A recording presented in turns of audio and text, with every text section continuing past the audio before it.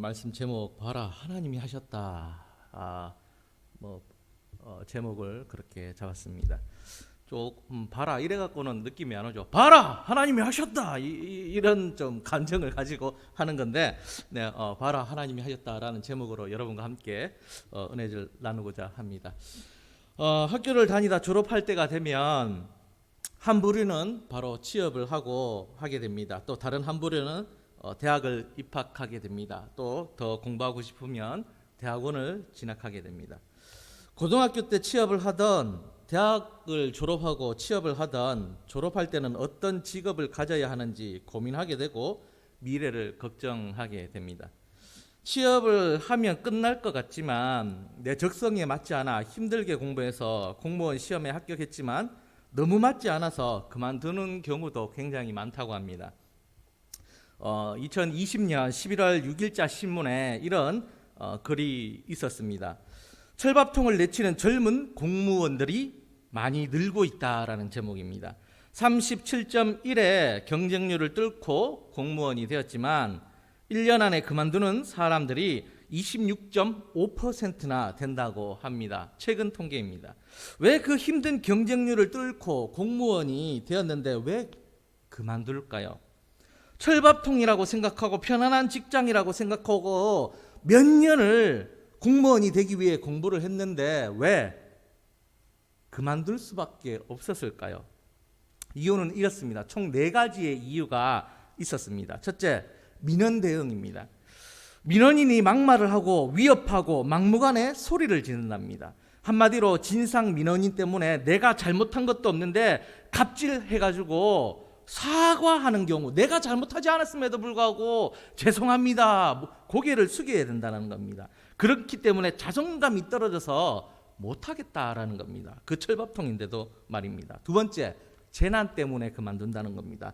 조류독감, 태풍, 우박, 지진, 전염병, 특히 코로나로 1년 지금 이상 가지 않습니까? 365일 24시간 긴장을 하고 휴일도 없이 일하니까 너무 지치고 힘들다라는 것입니다. 항상 긴장을 하고 있고 어디에서 코로나가 발생할지 모르면 거기 뛰어가야 되고, 또 조류독감에 또 그 돼지 열병 때문에 과로사 죽은 공무원도 있지 않습니까? 그러니까 24시간 긴장하고 있으니까 너무 힘들다라는 겁니다. 그래서 너무 힘들고, 세 번째로는 이 한국 문화의 특징인데요, 보여주기식 업무 때문에 너무 많은 시간, 할 일이 많음에도 불구하고 저 위에 높으신 어른들 내려오면 막 예전해야 되니까 그게 시간이 너무나 많이 쓰여진다라는 겁니다. 그래서 힘들다라는 겁니다. 네 번째로, 공무원이 편한 줄 알았는데 절대 편하지 않다라는 겁니다. 그래서 자신과 맞지 않는다라고 생각합니다. 내가 생각하고 원했던 인생이 되지 않을 때가 참 많다라는 겁니다. 내가 생각한 대로 인생이 사라지면 참 좋겠지만 거의 대부분은 그렇게 살아갈 수가 없습니다. 공무원 편한 줄 알았는데 막상 들어가 보니까 어렵거든요. 막상 뭘 해보겠다고 뛰어들었는데 해보니까 내 생각과 같지 않거든요. 인생도 살아보니까 여러분대로 인생이 술술 풀리십니까? 그렇지 않더라라는 겁니다. 한나의 인생도 마찬가지입니다. 여자로 태어나서 불임이라는 것은 꿈에도 생각한 적이 없습니다. 하지만 현실은 남편이 불임이든 아내가 불임이든 그 당시 누군가가 잘못되었든지 알 수는 없지만 현실은 아이를 낳지 못하는 것이 현실이었고 한나에게는 고난이었고 슬픔이었다라는 것입니다. 그 당시 아이를 낳지 못하는 그 자체만으로 고통스러운 삶이었습니다. 분인나와 그의 아들을 보면서 한나는 더욱더 고통스러울 수밖에 없었습니다. 이 삶은 한나가 원하는 삶이 아니었습니다. 당연히 나도 자식을 낳아서 남편한테 더 사랑받으면서 행복한 가정을 꾸리고 싶은 것이 한나의 마음이었습니다. 하루하루 힘들었고 남편이 아무리 잘해준다고 해도 한나는 가시방석에 앉아있는 삶이었습니다. 우리의 삶도 한나의 삶과 별반 다르지 않습니다. 우리가 대학을 나오고 대학원을 나와서 생각했던 것은 내가 원하는 직장을 가지기 위해서입니다. 어떤 사람들은 자신이 원하는 직장에 취업해서 다니는 사람도 있지만 원하지 않았지만 상황이 어쩔 수 없이 되어서 어쩔 수 없는 바람에 원하지 않는 직장에 취업하는 경우도 많습니다. 이뿐만이 아닙니다.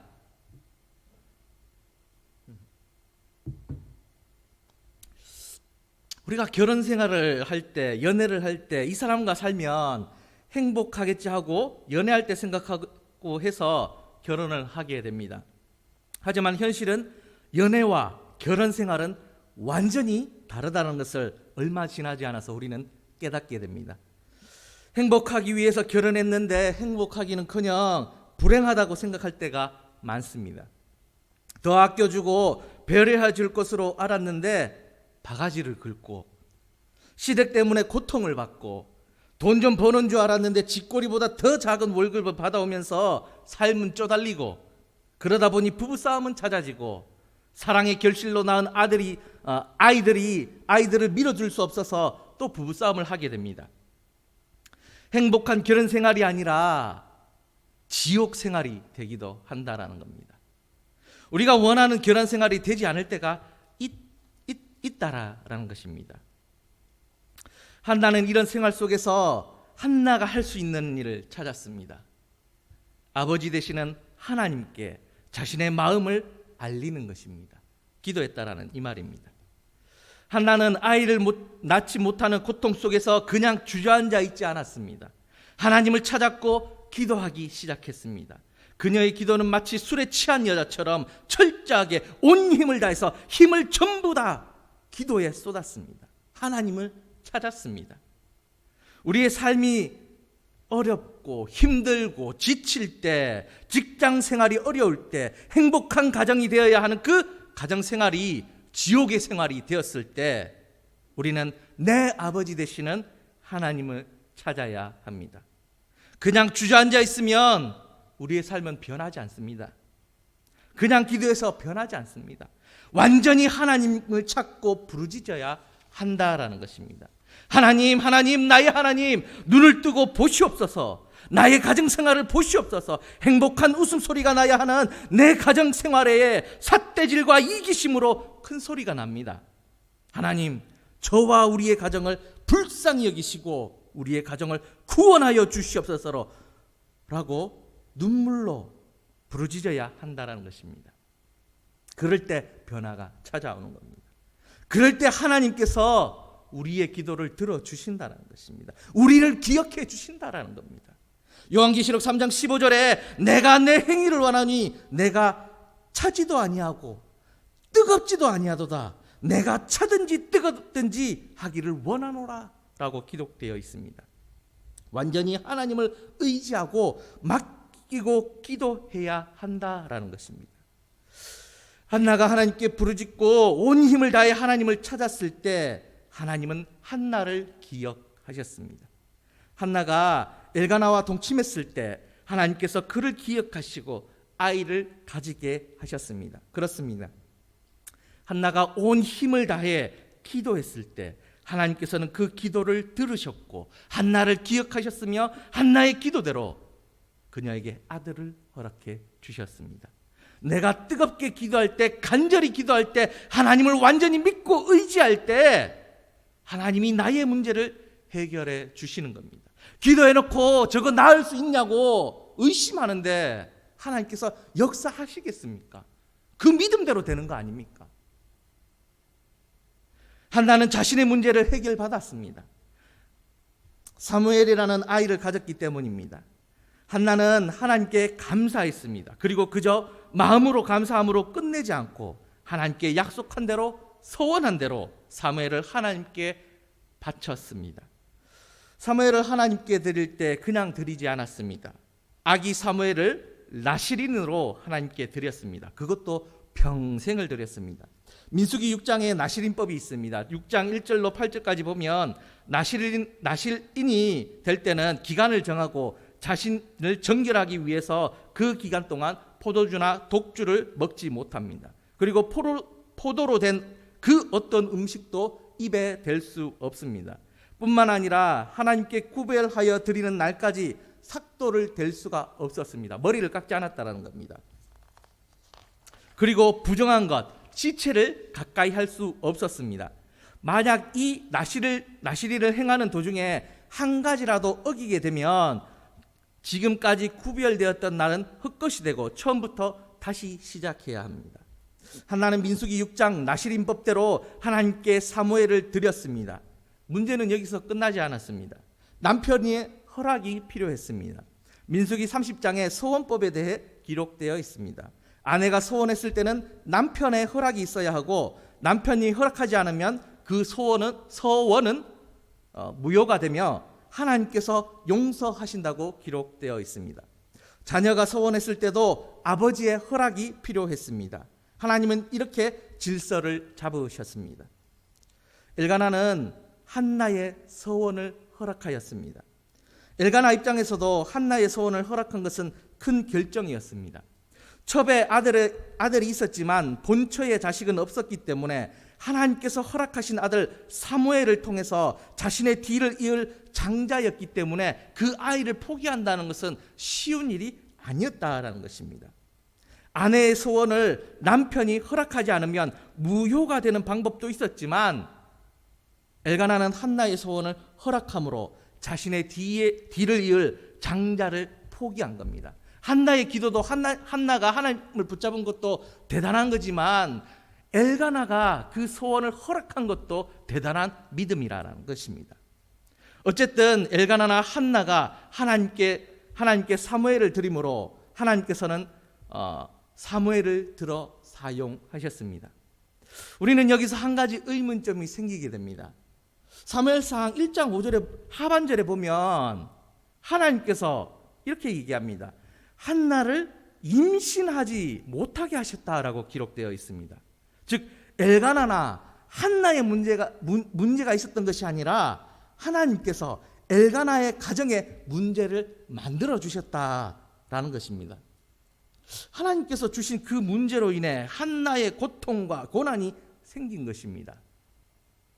왜 하나님께서 엘가나의 가정에 고난을 허락하셨을까요? 왜 고통을 주셨을까요? 우리에게 가져와서 우리의 지금의 고통, 어려움, 코로나로 인한 이 어려움이 인간의 잘못이든 하나님이 주신 고난이든 왜 이런 고난을 하나님께서 허락하셨을까요? 왜요? 왜? 그 이유는 하나님께서 그 고난을 통해 깨닫게 하시고 기도하게 하시고 하나님을 더 의지하게 하심으로 그 고난을 통해서 나를 사용하시기 위해서 허락하신 고난이라는 것입니다. 우리가 고통 속에서 울고 넘어져 있는 것이 아니라 그 고통 속에서 하나님을 찾고 하나님 앞에 나와서 하나님께 기도하고 아뢰므로 하나님을 더 의지하며 하나님께 매달리기를 원하시는 하나님의 의도가 있다라는 것입니다. 여러분, 우리가 코로나 시대를 살면서 많은 교회들이 무너지고 있고 신앙생활도 많이 무너져 가는 가운데 있습니다. 교회를 떠난 사람 굉장히 지금 많아지고 있습니다. 근데 하나님께서 그걸 원하셨을까요?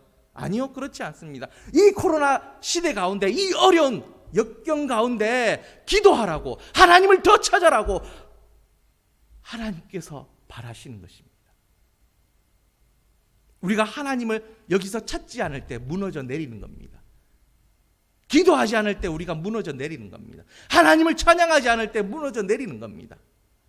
근데 이 고난 가운데 하나님을 찾으면 하나님께서 우리의 문제를 해결해 주시는 것입니다. 우리의 신앙생활이 떨어질 것 같지만 그게 아니라 올라가는 겁니다. 하나님과 더 가까워지고 하나님을 더 만나게 된다라는 것입니다. 여러분, 희망을 버리지 마십시오. 이 코로나 때문에 너무 힘들다, 교회 되겠나, 신앙생활 무너진다, 여러분 걱정하지 마시고 기도하십시오. 하나님을 더 찾으십시오. 하나님을 더 기도하십시오. 하나님, 내 신앙이 무너져 갑니다. 하나님, 나를 만나 주시옵소서. 성령님, 나와 함께하여 주시옵소서 라고 기도할 때 하나님께서 성령님을 우리 마음에 부어 주시는 것입니다. 한나는 그렇게 해결을 받았습니다. 엘가나의 가족, 엘가나와 한나의 그 가정의 고난을 하나님께서 허락하셨던 그것은 그 가정을 통하여 하나님을 만나게 하시고 그 아들 사무엘을 통해서 엘리와 그의 아들 홈리와 비나스의 그 잘못된 그 사사 시대를 하나님께서 사무엘을 통해서 끝내시기 위해서 엘가나의 가정을 들어 쓰시기 위해서 고난을 주신 것입니다. 여러분, 우리는 지금 고난 가운데 있습니다. 코로나로 인해서 고난 가운데 있습니다. 경제적인 고난도 있고 신앙적인 고난도 있습니다. 여러분, 여기서 무너지시면 끝납니다. 힘을 내십시오. 이 고난을 통해서 하나님을 붙잡으십시오. 이 고난을 통해서 하나님과 더 가까워지십시오. 이 고난을 통해서 문제를 해결받는 저와 여러분이 되기를 주님의 이름으로 부탁을 드립니다.